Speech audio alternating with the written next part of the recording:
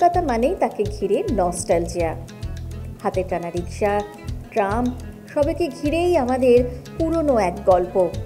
5 নম্বর স্বপ্নময় lane এরকমই এক পুরনো স্মৃতিকে আরেকটু উস্কে দেবে। জাঁকজমক করে হয়ে গেল তার ট্রেলার লঞ্চ।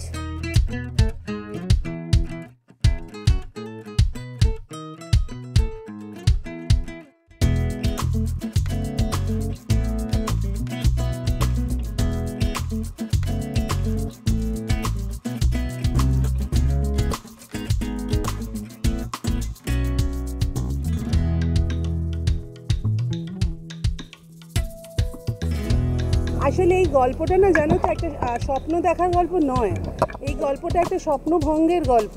আর সে ভাঙা স্বপ্নটা জোড়া লাগানোর চেষ্টা কিভাবে করা যেতে পারে তার একটা প্রাককথন বলতে পারো। এইটা দেখে কেউ যদি মনে করেন যে আচ্ছা এভাবেও তো স্বপ্ন ভেঙে যাওয়া, স্বপ্ন হারিয়ে যাওয়ার সম্পর্ক জোড়া লাগানো যায়, সেটাই আমাদের খুব বড় পাওনা। শুধু আমি এইটুকু বলবো, আমি এটা আশাবাদী যে সাধারণ মানুষ আসবেন, কারণ তারা কথা দিয়েছিলেন যে আপনি পরের ছবি করুন, আমরা দেখতে যাব। সেই কথা দেওয়ার উপর ভরসা করে আমরা ছবিটা বানিয়েছি, একটু ভালোবাসা, ইচ্ছে ইত্যাদি ইত্যাদি মিশিয়ে। কাজে সেই আশাটা কিন্তু আছে। দর্শকদের এটাই বলবো, হলে আসবেন, ছবিটা হলে এসে দেখবেন। আমরা খুব কষ্ট করে ছবি বানাই হলে এসে দেখার জন্য। যে অর্জুন যেটা বললো, পরে আবার ওটিটিতে দেখবেন তো, কিন্তু প্রথম দেখাটা হলে এসে দেখুন প্লিজ। আর যদি খারাপ লাগে সেটা বলার জন্য তো হলে এসে দেখতে হবে। আমি থাকবো হলে শোনার জন্য, ভালো লেগেছে না খারাপ লেগেছে। দুই ভাই, তো এই দুই ভাই এবং তাদের প্রেমিকায় দুই বোন, যে চরিত্র অন্বেষা আর পায়েল রয়েছে, এই চারজনের একটা পরিবারকে ধরে রাখা, একান্নবর্তী পরিবার, পুরোনো দিনের বাড়ি। এই বাড়ি, এই পরিবার নিয়েই গল্প।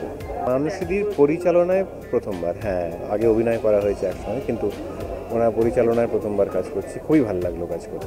কন্টেন্ট ওয়াইজে এটা একটা পরিবারের গল্প, পারিবারিক গল্প, এবং প্রত্যেকে আমার মনে হয় এটাতে রিলেট করতে পারবে। এবং আমার ক্যারেক্টার যেটা, সেটা মনে হবে একটা পাশের বাড়ির মেয়ে, এবং সবাই রিলেট করতে পারবে। আমার মনে হয় 8 থেকে 80 বছর সবাই এই ছবিটা সপরিবারে দেখতে পারবে। আমি এখনও একান্নবর্তী পরিবারের মধ্যেই আছি। মানে আমার বাড়িতে আজও আমার বাবা না এলে আমার জেঠু খেতে বসেন না। হ্যাঁ, জেঠু না এলে রাত্রিবেলা বাবা ফোন করে জিজ্ঞেস করে, কী রে, কোথায় আছিস, কী করছিস, হ্যাঁ কখন আসবি, খাবি না? তো এইটা দেখেই আমি বড় হয়েছি এবং আজও বাড়ি গেলে এটাই দেখতে পাই। তো আমার কাছে একান্নবর্তী পরিবারটা খুব স্বাভাবিক, তাই জন্য, কারণ আমি ছোটো থেকে ওটাই দেখে এসেছি। আবার অ্যাট দ্য সেম টাইম আমার বেশিরভাগ বন্ধুবান্ধবীরা নিউক্লিয়ার ফ্যামিলিতে থাকে। তো আমার কাছে, আমি যখন তাদের বাড়িতেও গেছি, তাদের সঙ্গে যখন গল্প করি, কথা বলি, তখন আমার কোথাও মনে হয় সেটাও স্বাভাবিক, যার বাড়িতে যেরকমটা হয় আর কি। কিন্তু তবু আমি বলবো, আমি পার্সোনালি সবাইকে নিয়ে থাকতে খুব ভালোবাসি। তো আমার কাছে তো আমি বলবো যে একান্নবর্তী পরিবার। দুই বোনের মধ্যে আমি হচ্ছি বড় মেয়ে, হ্যাঁ।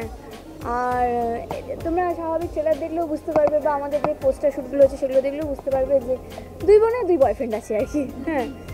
এবারে আর কি যেটুকু আমরা সোশ্যাল মিডিয়াতেও দেখেছি, মানে ট্রেলারে, তাতে আছে যে বলছে যে ও বাড়ি থেকে বিয়ে না হলে আমরা বিয়েই করবো না। এই যে ছোটো ছোটো টাচগুলো দিতে দিতে গেছে, সেটা কোন বাড়ি, কে বলছে বিয়ে করবো না?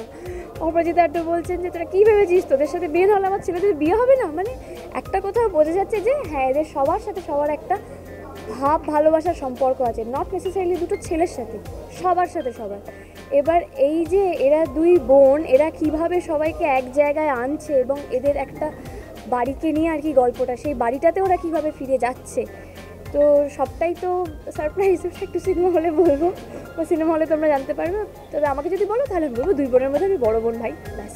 একটা ছোট্ট বাড়ির ভিতরে অসংখ্য মানুষ বছরের পর বছর জীবন কাটিয়েছেন একটা ছোট্ট ঘরের ভিতরে, এবং কিছু নিজস্বতা ছিল, ঘুড়ি ওড়ানো, অনেক বাড়ির ছাদে পায়রা থাকতো, অবশ্যই ইস্টবেঙ্গল মোহনবাগানের খেলা, তো কলকাতার ট্রাম, টানা রিক্সা। আমি বলছি যে এরকম অসংখ্য জিনিস আমাদের জীবন থেকে হারিয়ে গেছে। তো সেটাকে এত বছর বাদে অনেক বিষয় নিয়ে ছবি করা যেত, কিন্তু মানুষই যে এই বিষয়টাকে নিয়ে এসছে, এখানেও আমার নিশ্চিত মনে হয় মানুষের আবেগ, ভালোবাসা এবং ফেলে আসা দিনগুলোকে নতুন করে পাওয়ার একটা অ্যাডভান্টেজ আছে। 5 নম্বর স্বপ্নময় লেনের পক্ষ থেকে প্রত্যেককে আপনারা আসুন। 20 তারিখ আমাদের ছবিটি রিলিজ করছে, এবং আপনি, এটা ধাগা প্রোডাকশন এবং মানসীদির দ্বিতীয় ছবি।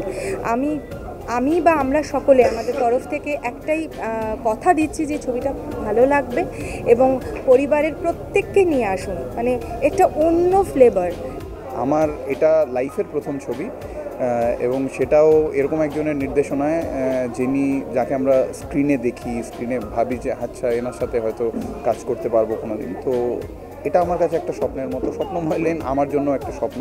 ক্যারেক্টারটা এক কথায় বললে টিপিক্যাল মধ্যবিত্ত পরিবারের ছোট ভাই, যেরকম দাদার সাথে একটু, তার দাদা একটু ম্যাচিওর, ছোটো ভাই একটু টিপিক্যাল ছোটো ভাইয়ের মতো, মাকে খুব ভয় পায়, মা খুব রাগী, বাবা একটু ফ্রেন্ডলি।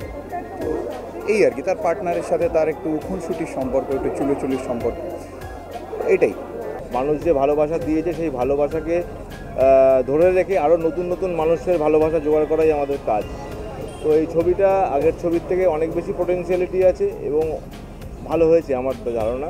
5 নম্বর স্বপ্নময় লেন আমাদের স্বপ্ন দেখাবে না, হারিয়ে যাওয়া স্বপ্নগুলোকে আবার ফিরে পেতে সাহায্য করবে, কোথায় যেন জোড়া লাগাবে এই স্বপ্নগুলোকে।